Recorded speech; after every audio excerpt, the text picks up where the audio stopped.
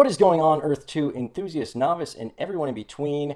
Thank you for tuning in for another episode. My name is Casey, and be prepared to dive into the new, wonderful, magical, mysterious world that is Earth 2. In this episode, we are going to be discussing whether or not it's too late to get into Earth 2. Right now, we're in the middle of January, and that is something that I'm actually seeing in a lot of my comments. I'm having people ask, is it too late to get in? Has the train already left the station? So I wanted to address my thoughts on that matter and how to answer that question for you. Before we get into that, I want to invite you to check out the links below. There will be a link to a form. Through that form, you can win some free land. You can win the opportunity to have me make my purchases with your referral code, and I would deeply appreciate it if you were to use my referral code. I'm probably also going to have some messages scrolling beneath and having some suggested videos popping up at the top, so keep an eye out for that stuff. But let's dive right into that question. First thing I want to discuss is the fact that there aren't even any institutional investors in Earth2.io.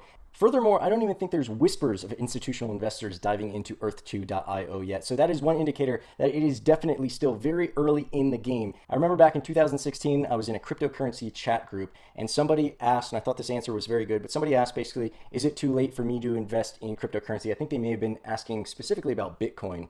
And at the time, obviously the price was nowhere near what it was today, but one of the answers from someone who was in the group and very educated in investing in commodities and stocks and all sorts of other stuff, one of the guys that we looked up to, his answer was, in more words than less, when your mother invests in Bitcoin, that's when it's probably too late to invest in Bitcoin. Well, my mom invested in Bitcoin when it was at about $11,000, and as we know, it's hit 40. Right now it's sitting around 35 at the time of this recording. So obviously by the time my mother was investing in Bitcoin, it wasn't too late to invest in Bitcoin. But I think what he meant was by the time the average everyday investor is investing in something, normally a lot of the value has already been sucked out of it. And not to say that there's not more money to be made, but traditionally that's normally an indicator of when there's not so much more meat on the bone. Aside from the fact that if the business is able to come out with something that's very innovative, or maybe it makes an acquisition of another company that adds more resources or abilities to the existing infrastructure. Now, I know a lot of you who are watching this are probably beginners, and I would suggest you watch my beginner series. I know there's not a lot of content out there that's specifically made for beginners. A lot of it is a little bit higher level and more advanced stuff, and I have that too, but I wanted to make a series especially for beginners because I know it's easy to get lost in all of the minutia that is out there. So check that out and you'll understand a little bit more about what I'm planning and where my head's coming from. But I like to get into the headspace of the creators of projects or companies or cryptocurrency and kind of try to think of how they would be unveiling things in a way that keeps interest fresh and always maintains and creates new reasons to be interested and excited about a project, a cryptocurrency coin, a business, whatever it is. So you'll learn about the phases. And if you check out that series, I do a pretty good job at explaining the phases that have been released so far. There are phases that we don't even know about. And those are things that are going to continue to drive interest into this project. And with interest comes money and participation, and with money and participation comes more value and more talent brings more ideas brings more value brings more money. So this cyclical experience is going to be happening where with these different phases, I think there's always going to be another reason to get involved in Earth 2. Not only from the standpoint of getting involved in the game, but also getting involved as an investor. One of the things that I'm very excited about is the advertising component to this, because one way to keep consistent value and interest in a project is a way for it to monetize what it is doing. Now, Facebook, for instance, wasn't really anywhere near the value until they introduced their advertising structure, right? So Earth 2 already mentioning the fact that they have advertising built into their plans, we can only imagine what other things they haven't released as far as future phases, developments, features, and abilities that will continue to bring investment interest into this game. So as far as me putting my money into this, I feel very confident that I will find a way to invest in this vehicle, not only now, but also probably for years to come, because it seems like they've got a lot of good ideas already released, and I'm sure that they have some of their best ideas still under wraps. With most investments, the question really isn't whether or not you're too late.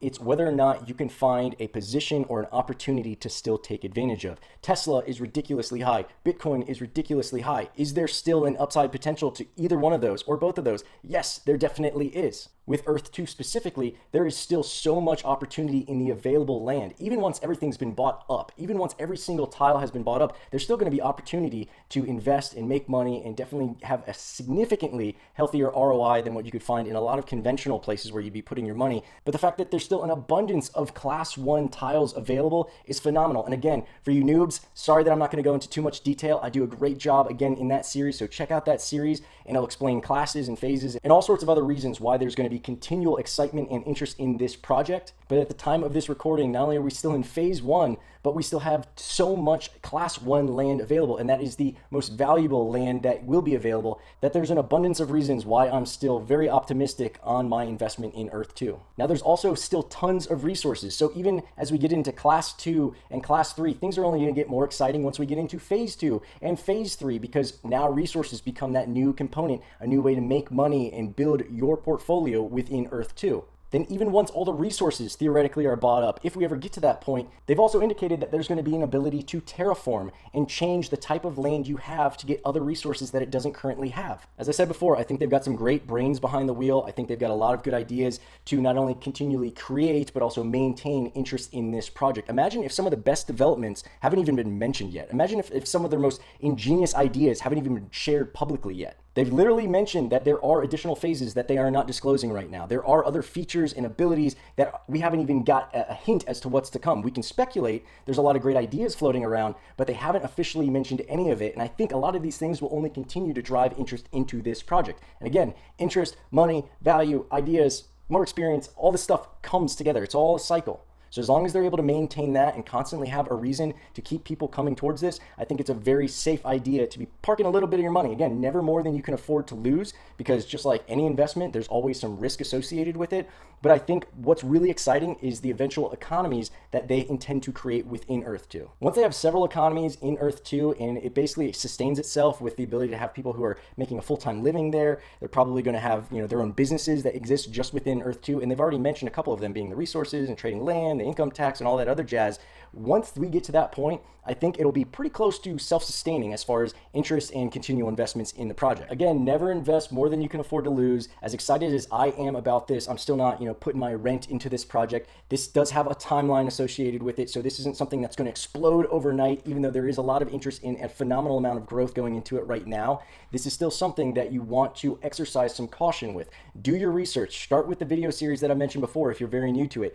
Dive into it, start playing with it, and gradually get in through the shallow end. You don't want to dive in deep because you'll end up in over your head. How do you like that analogy? If you want up-to-date information as far as where I'm investing and where I'm seeing opportunities, you definitely want to make sure you're subscribed and you've got alert notifications on. You'll also want to make sure that you hit that contact form in the links below. I send out up-to-date information before I can even get a video out, so you'll be ahead of the crowd with that kind of stuff. I will also enter you into a raffle for me to use your referral code when I make my purchases. You can also win some free land. Again, I would deeply appreciate it if you were to show appreciation for my channel and my content and support what I do for you guys by using my referral code. That really goes so far and helps me out so much. Again, if you're new, I highly suggest you check out my beginner series. I do a great job at not only giving you some beginner strategies, but also giving you a good idea as to what the concept of this game / investment / new world is, and exactly what you can be expecting through the different phases, the land classes, and all the other developments, as well as constantly adding more videos to that so you can stay up to date regardless of when you're starting this. Thank you so much for tuning in. I look forward to bringing you more videos and helping you navigate this new magical, mystical,